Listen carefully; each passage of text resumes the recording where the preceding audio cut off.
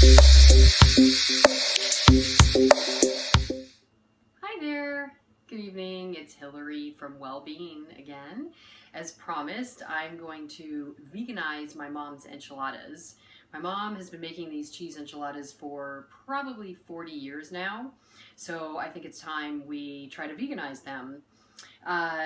As I said, this is based on her recipe, which I actually have written down in my recipe book, which she wrote, Enchiladas a la Mom. I don't know if that's correct, but anyway, that's my mom. I'm just going to go through the list of ingredients really quickly so you can see what I'm using. And you can use any brand that you want. These are just the ones that I chose. So you need a dozen corn tortillas. I'm using the K-Pasa brand. Those are just the smaller tortillas. And then you need a bunch of green onions. So I just cut up one bunch of scallions, basically. And then you need a can of enchilada sauce.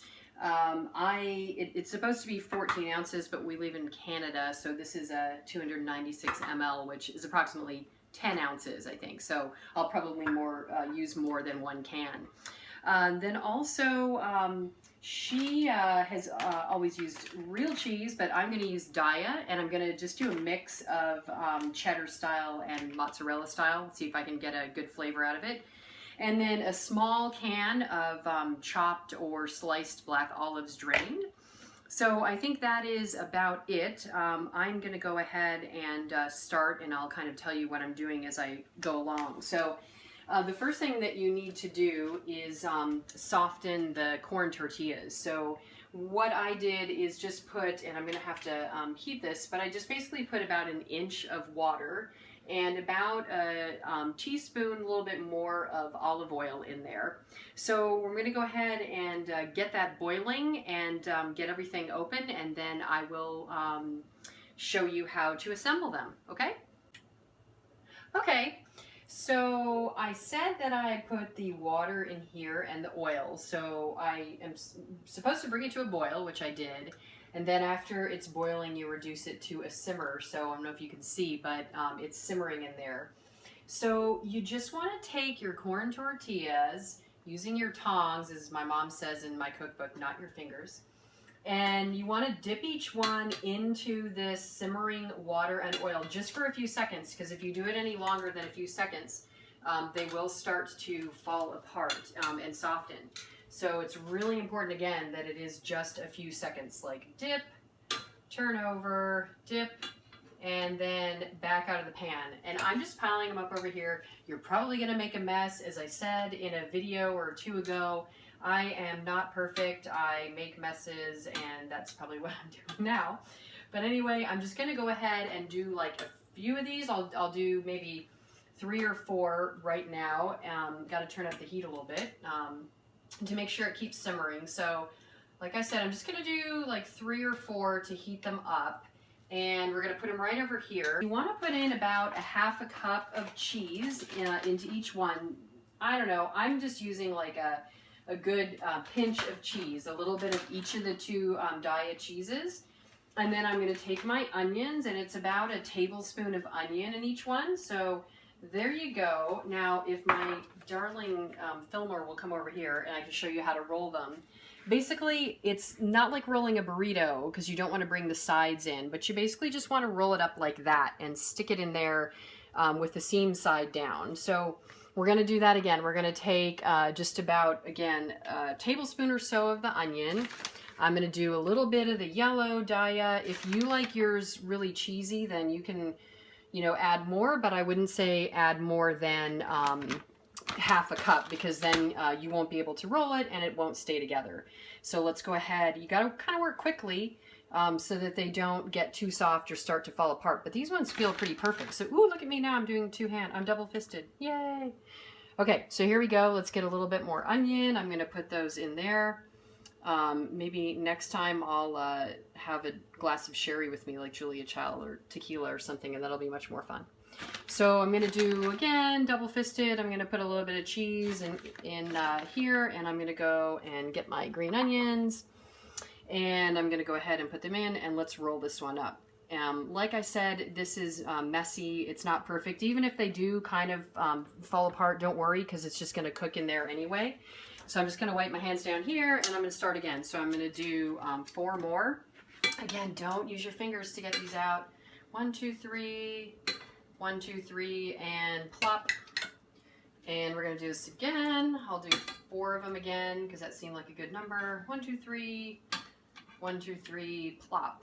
Seems to be, for this brand, for Que Pasa, this seems to work really well. I've used other brands before when we lived in Arizona, where I'm from.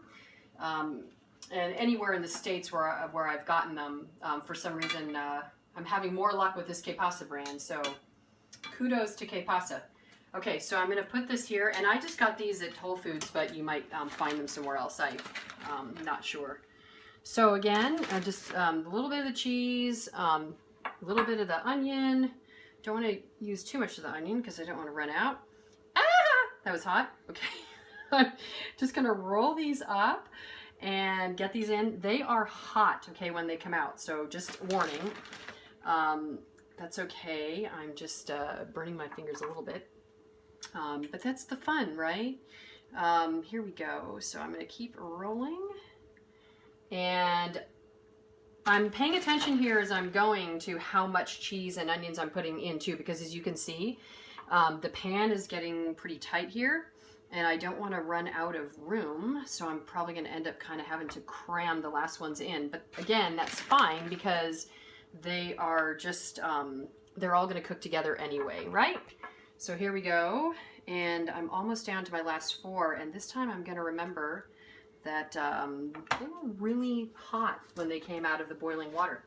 So here we go, we're going to do the last batch. 1, 2, 3, 1, 2, 3, or should I say 1, 2, 3. Here we go, 1, 2, 3, 1, 2, 3. Boil, boil, there we go. And when you are done with this part, do not throw away this water because you are going to need some of this water. That is my mom's secret ingredient, which I'm going to share with you. So here we go. That one's done. Okay, just put them out for a second. So you can turn off the heat on the water. That's fine, but just don't throw it away. So here we're going to go back here and we're going to burn our fingers again. So here we go. 1 little bit of each. Some onions. I love scallions. I don't know about you, but I always have. So, ooh, gotta take a break. Ooh, gotta get that in the pan. Where's the end? Oh, there it is. Okay. Whoa! See, as I said, not perfect. That's okay. You can recover it. Just put a little more cheese in and wrap it up again.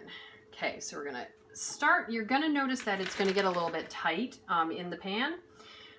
That's okay. As I said, they're all going to cook together anyway. So, and this, by the way, is a 9 by 13 pan, baking pan. That is the size pan that you want to use.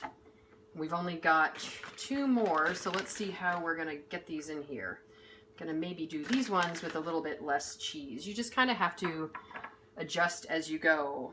And I'll show you in a second, but you can see that 1 head of scallions is the perfect amount.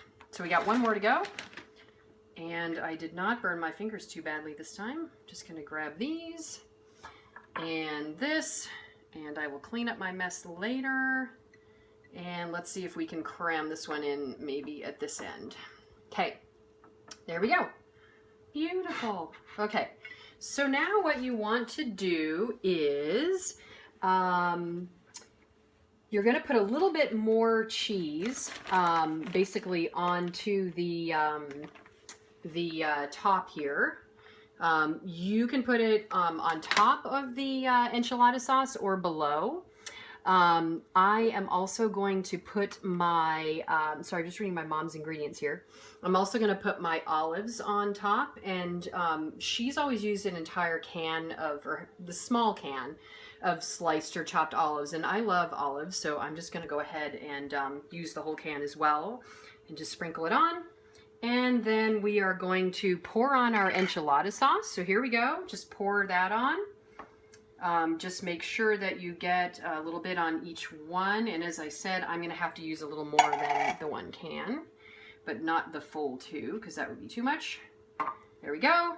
And now, as I said, we're going to take about half a cup of the water. So I'm just going to, try to pour some of that in there. That didn't go so well. But what we want to do basically is just pour this around the edge of the enchiladas. It's okay if it's a little less than half a cup, but this, my mom swears, is her secret recipe part. So go ahead, as I said, and you're going to cook in an uncovered pan for about 30 minutes at 325. So I'll see you when they're done. Okay, they're done, and they look so good. I didn't use a lot of cheese on the top, but there's obviously a lot of cheese inside. So I ended up actually doing them for about 45 minutes, just my oven, I don't know. But if you open them at about 30, 35 and they don't look done, then do them a little bit longer. So I'm just going to take, let's see, one out and give it a try. Let's see if I can do this. The first one's always the hardest. It never comes out well. But we're more interested in taste right now, so I'm just going to take it out of the pan and have my fork. Give it a try, and we'll see how Mom's enchiladas are vegan if I don't burn my mouth.